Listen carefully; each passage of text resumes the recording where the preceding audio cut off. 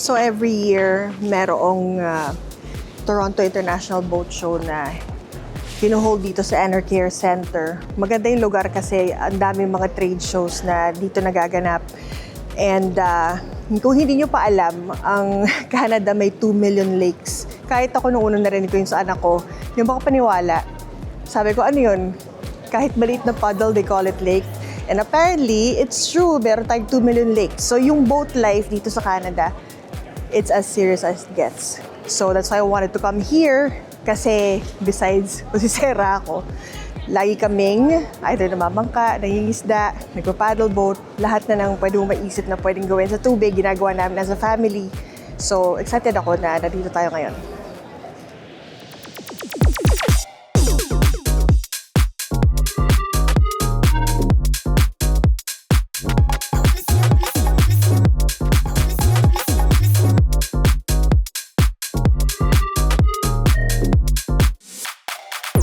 Ang maganda sa pontoon, para kang nasa sala.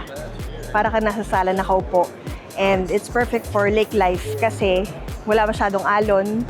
Usually, it seats between 6 to 10 people comfortably. Pwedeng 12 kung may mga bata. At yung shape nito, medyo oblong or rectangular para talagang may mga dala kang sofa. So maganda siya.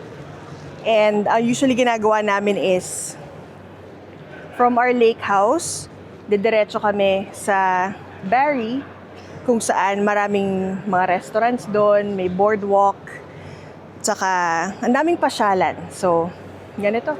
Parang dala mo yung living room mo.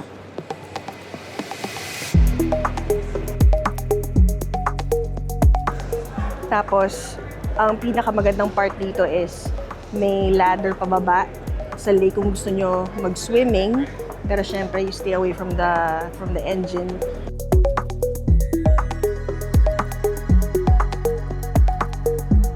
Ang Canadians, alam mo naman tayo, nagba-barbecue tayo kahit may snow. Well, kahit malamig ang tubig, you don't necessarily have to swim, di ba? As long as hindi pa frozen yung mga lakes natin, pwede tayo maglakwatsa. And there's so many things to see. And marami talaga tayong tubig, bodies of water na pwedeng i-explore, and the kids just love being on the water, enjoying the little waves that the pontoon makes. Tsaka yung fishing, non-stop fishing, napaka-enjoyable. Boat ownership is actually quite easy. Financing companies and banks understand that a boat does not depreciate in value dramatically. So boats are one of the items that in power sports and in pleasure crafts, you're able to finance for longer periods of time. So you can get a lower payment. Generally with them, you need little to no down payment, so you can get into them very easily. The interest rates are quite low, and they're open contracts, so you can pay it off at any time without penalty. Most people in a pontoon like this, they're financing with 60-month term and a 240-month amortization. So you can take a boat loan like this and take it over 20 years.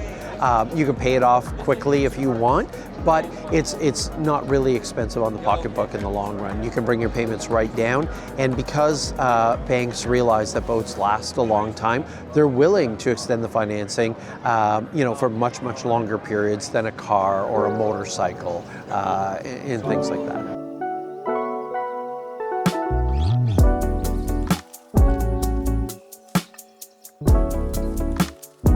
Tuwing may kausap ako about the Philippines, undeniably, yung pinakauna nila minimension is yung sobrang pristine beaches natin, yung ocean life natin. Mas magaganda yung mga islands natin kaysa sa Hawaii, totoo naman. Pero yung love ko talaga for ocean water, for lake water, nagsimula yan sa mga palaisdaan pa, sa Dagupan. Nung siguro mga 5 years old pa lang ako, na-traumatize ako pero sobrang na-enjoy ko yon. Yung dad ko, nilapag niya ako habang naglilinis sila ng palaisdaan. Nilapag niya ako sa gitna habang mababaw yung tubig.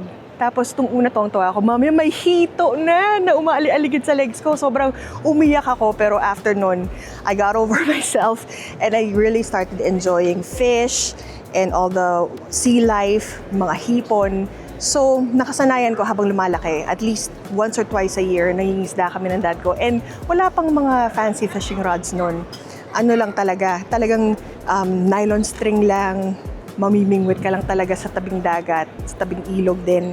Tapos, pag-move mo dito sa Canada, anong hanapin mo? Naghahanap ka ng Boracay, naghahanap ka ng Palawan, walang ganun dito. Pero, yung love mo sa tubig, hindi pwedeng kalimutan.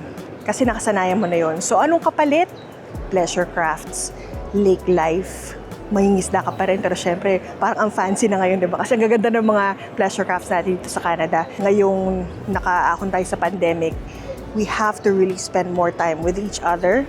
Narinig ko nga parang social distance together, if that makes any sense. Na talagang yung inner circle mo lang, pamilya mo lang, close relationships mo lang, loved ones lang.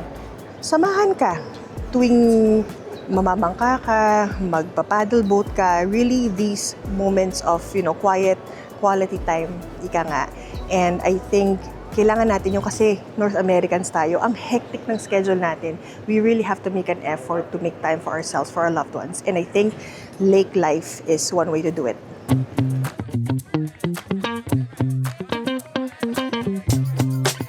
So when I moved to Canada, pinag-uusapan namin ng asawa ko yung mga jet ski. Sabi niya, what do you mean? Like Sea-Doo?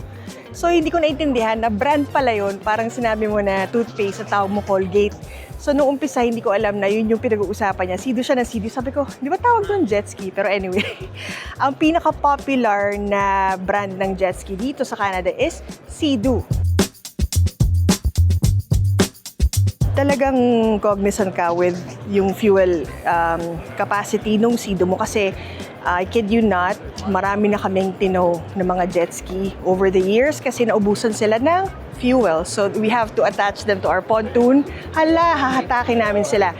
Kung nandun ka naman sa mababaw na part ng lake, seryoso, mabigat to mga to. Kailangan mo siyang ilakad. Parang dala-dala mo yung bisikleta mo. So, don't be caught in that situation. Kailangan aware ka na responsibilidad mo itong makinarya ng jet ski mo at alam mo kung gaano katagal maglalast yung fuel niya.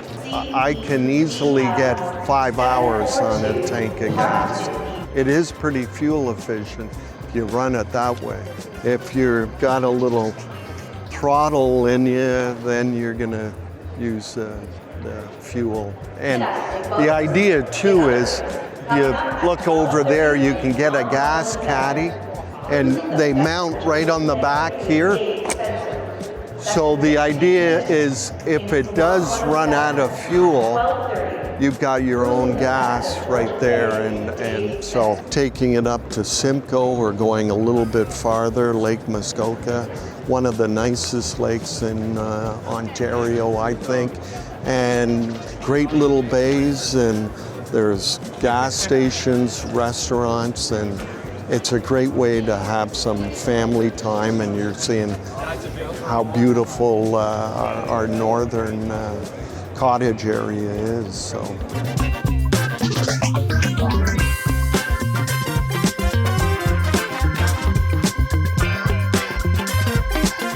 The minute uminit ng konti ang panahon, yung mga anak ko, siguro 3 or 4 days out of the 7 days, we would go up to the lake house, tapos magpa-paddleboard na sila. Yun yung pinaka-paborito nila, stand-up paddleboard, kasi they can literally be there for 3 hours, hindi mo mamalayan.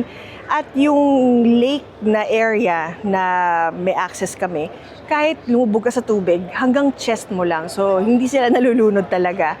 And magandang exercise kasi balik-balik lang sila, paddle sila ng paddle.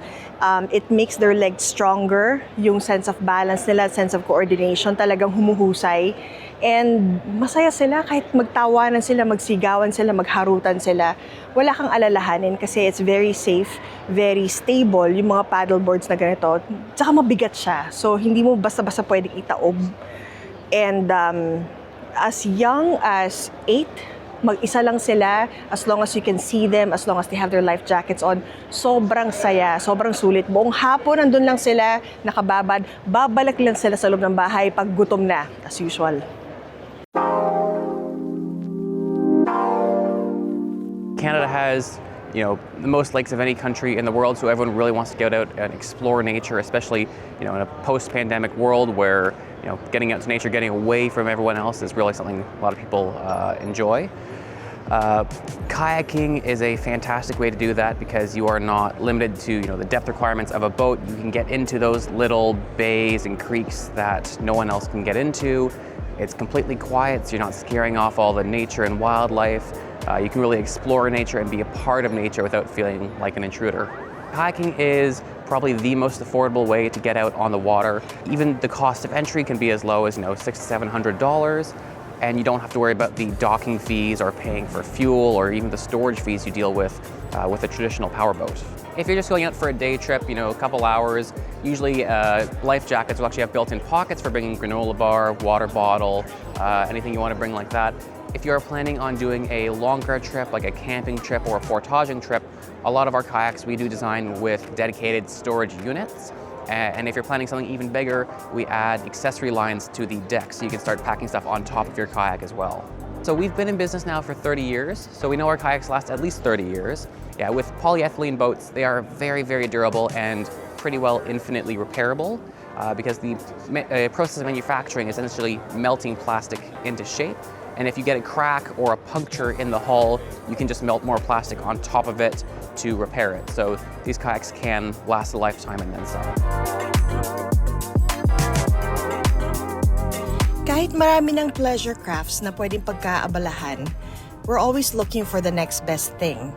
And recently, I've been seeing on my social media feed itong e-foil option. And I got really curious at naswertehan namin na may nagbebenta nito dito sa Toronto International Boat Show. Let's check it out.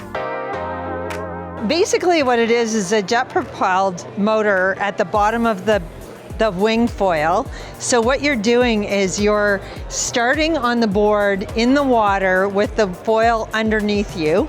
You have a power control in your hand, and what you do is you basically start off on your crouched or on your knee, and then you stand up and you start moving. And as you're moving, depending on the size of the board, at first you start leaning forward to keep the front of the board down, and then you start to speed up, and then it starts to lift, and the foil will come up, and you're riding on just the foil. There we go. So the battery just sits in there, and you hook that up with this connector. And it's super simple. You carry the board down to the dock by the water, then you bring the battery, you strap it in, you lock it together, you're good to go. They also have a safety feature that isn't available on all boards on the Takuma one, which is a leash that goes on your ankle. And this, when you fall down, shuts the board off, so it doesn't keep going. There's a smaller or a bigger battery. The smallest one takes half an hour, 45 minutes, an hour, and the bigger one is about 2.5 hours. 3 hours? 3 hours. It's about $13,000 for that one with the battery. These are carbon fiber, so that more maneuverable, lighter weight. So this one, anyone can ride. And it's really easy. As you get into smaller boards, it gets a little trickier. It's not hard to do, but it's a little more responsive.